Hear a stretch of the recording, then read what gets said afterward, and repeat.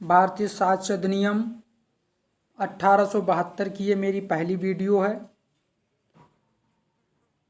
तो दोस्तों, जैसा कि सभी लोग जानते हैं कि उत्तर प्रदेश में असिस्टेंट प्रोसिक्यूशन ऑफिसर और सिविल जज जूनियर डिवीज़न की बहुत ही अच्छी वैकेंसी आने वाली हैं। इसलिए जो मोस्ट इम्पोर्टेंट क्वेश्चन है एग्ज़ाम में कई बार पूछे जा चुके हैं, मैं सिर्फ उन्हीं पर ही वीडियोज़ बनाता हूँ। तो शुरू करते हैं दोस्तों। फर्स्ट क्वेश्चन, प्रलोभन, धमकी या वचन से पैदा हुए मन पर प्रभाव के दूर हो जाने के पश्चात की गई संस्वीकृति से संबंधित धारा कौन सी है? धारा 28 में सुसंगत है। प्रलोभन, धमकी या वचन से पैदा हुए मन पर प्रभाव के दूर हो जाने के पश्चात की गई संस्वीकृति को सुसंगत माना गया है और ये प्रावधान किया गया है। तो ये भारतीय साक्ष्य अधिनियम की धारा 28। नेक्स्ट, गुप्त रखने के वचन के अधीन या उसे प्राप्त करने के लिए की गई प्रवंचना के परिणाम स्वरूप इस बात की जानकारी दिए बिना कि संस्वीकृति का साक्ष्य के रूप में उपयोग किया जाएगा, सुसंगत है। धारा 29।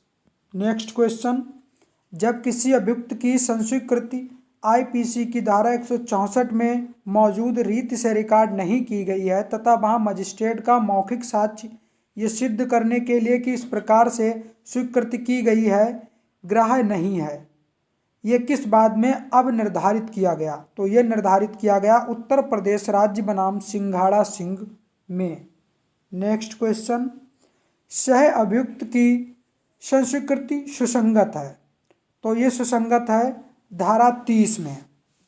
सह अभियुक्त की संस्वीकृति सुसंगत है धारा 30 में।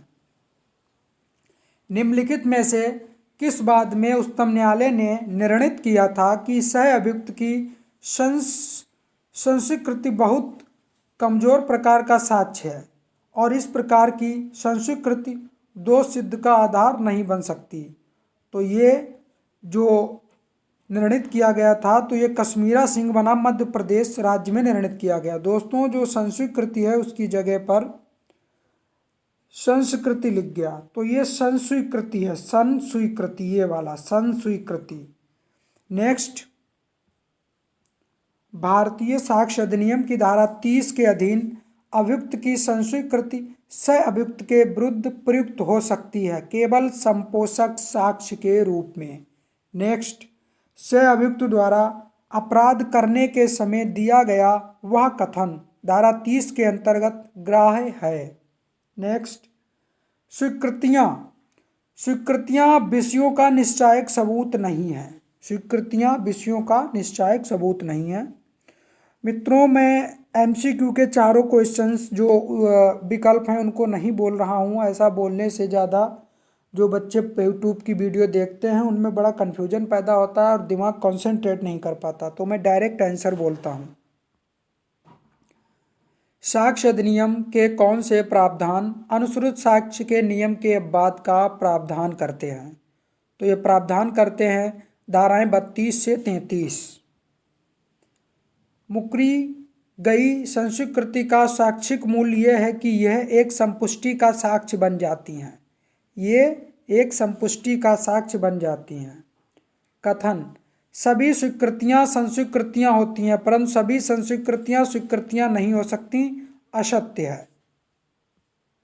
स्वीकृतियां विबंध के रूप में परिवर्तित हो सकती हैं। अब विबंध को भारतीय साक्ष्य अधिनियम की धारा 115 में परिभाषित किया गया। कहाँ परिभाषित किया गया? 115 में। मृत्युकालिक कथन साक्ष्य के रूप में अग्राह्य होता है यदि वह अपूर्ण है। यदि वह अपूर्ण है। और मृत्युकालिक कथन को किसमें डिफाइन किया गया? धारा 32 में। निम्नलिखित श्रुत साक्ष्य के नियम का अपवाद नहीं है, विशेषज्ञ की राय। विशेषज्ञ की राय श्रुत साक्ष्य नियम का अपवाद नहीं है। नेक्स्ट, मृत्युकालिक कथन ग्राह्य होता है दीवानी और दांडिक दोनों मामलों में। तो ये कई बार ये एग्जाम में पूछा गया कि मृत्युकालिक कथन जो है वो सिविल और क्रिमिनल दोनों में ग्राह्य होता है। नेक्स्ट, अनुश्रुत साक्ष्य नहीं है। निम्नलिखित में से कौन साक्षी के उपरोक्त नियम का अपवाद है? धारा 32।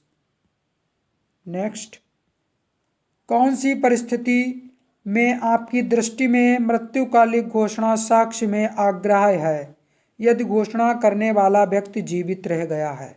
दोस्तों, जब कोई व्यक्ति मृत्युकालिक कथन की घोषणा करता है और उसके बाद उसकी मृत्यु नहीं होती है तो वह मृत्युकालिक कथन नहीं माना जाता है। नेक्स्ट, हत्या के लगभग 6 माह पूर्व मृतक ने पुलिस अधीक्षक जबलपुर को पत्र लिखा था जिसमें उसने संरक्षण देने के लिए ये अभिकथन करते हुए आग्रह किया था कि उसको कासे क्षति की आशंका थी, वह अपने जीवन के भय में था। पत्र धारा के अंतर्गत ग्राह्य है। तो दोस्तों, ये धारा 32 के अंतर्गत ग्राह्य है। गलत उत्तर बताइए। साक्ष्य निम्न प्रकार का हो सकता है: प्रक्रियात्मक एवं Sarwan. Under the provision of Indian evidence act, admissions and confessions have the different meaning. दोस्तों, ये थे भारतीय साक्ष्य अधिनियम 1872 के कुछ महत्वपूर्ण प्रश्न। लगातार इसी प्रकार की वीडियोस देखने के लिए हमारे चैनल को सब्सक्राइब करें और वीडियो को लाइक करें ताकि आपको जो भी यूपी एपीओ के प्री एग्ज़ाम के लिए और मेंस एग्ज़ाम के लिए मोस्ट इम्पोर्टेंट क्वेश्चंस हैं जो एग्ज़ाम में कई बार आ चुके हैं वो आपको मिल सकें और आप उन्हें याद कर सकें ताकि आप प्री एग्ज़ाम और मेंस एग्ज़ाम क्वालिफाई कर सकें और अभियोजन अधिकारी बन सकें। धन्यवाद दोस्तों, नमस्कार।